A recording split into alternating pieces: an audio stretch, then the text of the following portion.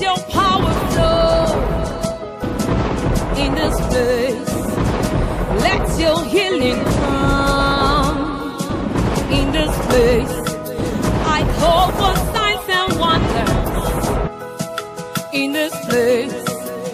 Let your presence show in this place. Oh, yeah. Anointing, follow me.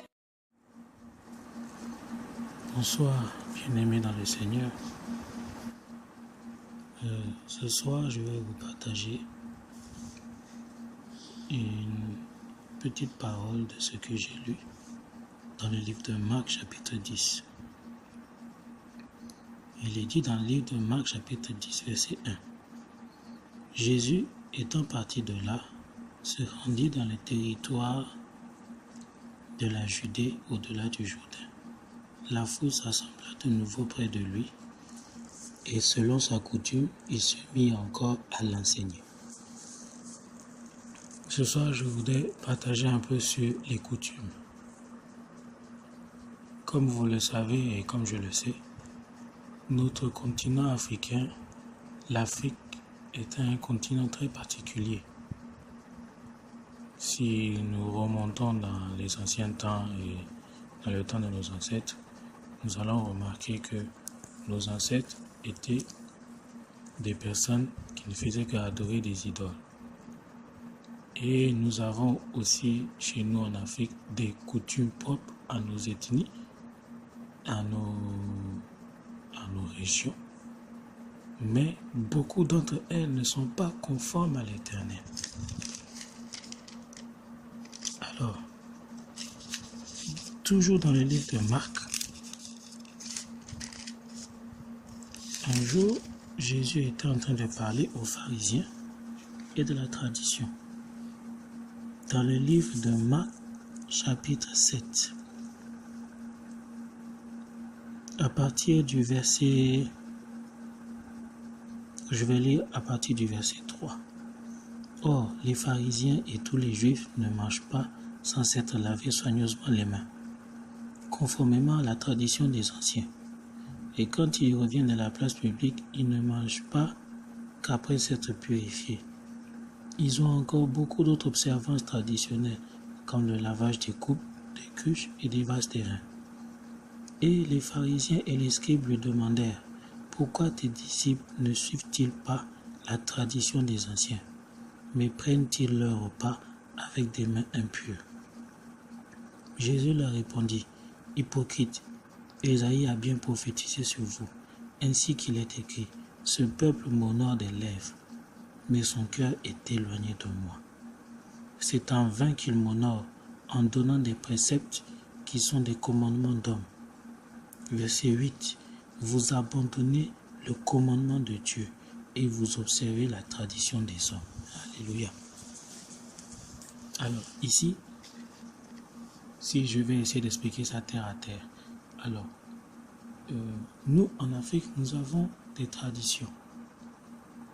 Chaque pays a sa façon de célébrer des cérémonies, ou chaque pays a sa façon d'organiser des événements traditionnels.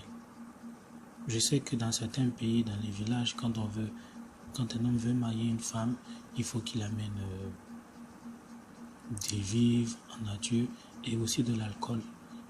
En face des anciens et des chefs du village, d'autres prennent de l'alcool, ils versent sur la terre pour que les ancêtres boivent. Ou d'autres, ils vont carrément en face des idoles ou des autels pour pouvoir sceller ces genres de mariage. Ce que je veux dire, quel que soit l'événement, quelle que soit la tradition, beaucoup de ces traditions ne sont pas les coutumes de Dieu.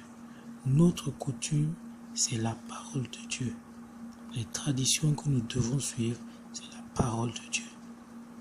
Il y a certaines traditions de la Bible qu'on ne peut pas éviter. Quand un homme et une femme veulent se marier, la dot, oui, on donne la dot. Parce que lorsque Isaac voulait marier Rebecca, son père avait déjà donné un présent qui représentait la dot à la famille de Rebecca. Alors, il y a certains principes bibliques qu'on ne peut pas éviter. Nos coutumes, en devenant chrétiens, lorsque nous acceptons Jésus-Christ, nos anciennes coutumes, les traditions des hommes, pas des traditions basées selon la parole de Dieu, des traditions basées selon les hommes, ne sont pas des coutumes que nous devons observer. Si dans une ethnie on dit que à partir de 15 heures, vous ne devez pas manger de l'igname, ou à partir de telle heure, une femme ne sort pas, ou à telle chose, ça ne se fait pas, telle chose, ça ne se fait pas. Ce sont des traditions qui n'ont rien à voir avec la parole de Dieu. Laissez-moi vous dire quelque chose. Les traditions ont été faites par les hommes. Et beaucoup de traditions rendent gloire au diable, c'est-à-dire à des divinités, à des autels, à des idoles. Et lorsque quelqu'un respecte ces genres de traditions, c'est-à-dire qu'il se vend, il se donne cadeau, lui et toute sa génération qui se trouve dans ses entrailles. Parce que ça ne va pas s'arrêter à lui. La Bible dit que je punirai l'iniquité des pères de la première jusqu'à la 4e génération. Et la Bible dit, tu adoreras l'Éternel ton Dieu lui seul. Lorsque nous nous tournons face à des traditions qui ne sont pas bibliques, qui font engager les ancêtres, les esprits ou quoi que ce soit, nous n'adorons plus Dieu. Nous adorons ces traditions-là. Ce sont ces traditions que nous adorons. Alors, lorsque nous sommes dans cette position où on adore, où on pratique ces traditions, ça ouvre une porte automatique à l'ennemi pour pouvoir venir détruire, manipuler la vie de cette personne-là qui respecte ces traditions, même étant avec Christ. Vous savez, le diable travaille avec des lois. Il ne travaille pas comme ça. Il n'agit pas comme ça. Il travaille avec des lois et des principes spirituels. De la même manière qu'une personne ne peut pas venir attaquer une autre personne dans un autre pays, il faut qu'il ait l'autorisation de son pays ou bien du pays là où il veut aller. C'est la même chose aussi dans le règne spirituel. Donc, s'il vous plaît, il y a certaines traditions, certaines coutumes qui ne sont pas bibliques, mais qui rendent gloire et honneur à certaines divinités, certaines idoles, certains esprits. Et ça, c'est-à-dire que nous vendons nous-mêmes notre famille. Nous vendons notre famille et nous vendons aussi les enfants qui sont en nous. Parce que notre semence, le fait de nos entrailles se trouve en nous. Eux aussi vont hériter de ce problème.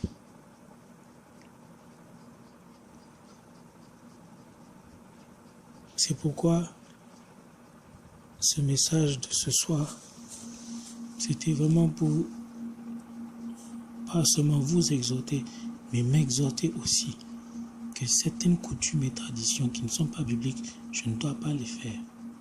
Je dois me baser sur la parole de Dieu. Seule la parole de Dieu doit être ma tradition et ma coutume. Amen. Bien-aimé, c'est juste une introduction sur les coutumes. Parce que quand on rentre en profondeur, ça rentre dans le domaine de la délivrance. Il y a certaines familles qui sont placées sous le joug des traditions et de la coutume.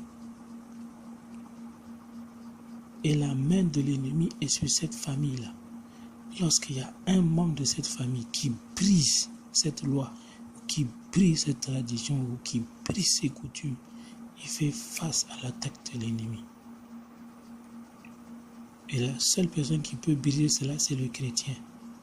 Comment est-ce qu'il brise cela? C'est lorsqu'il accepte Jésus-Christ comme son Seigneur et son Sauveur.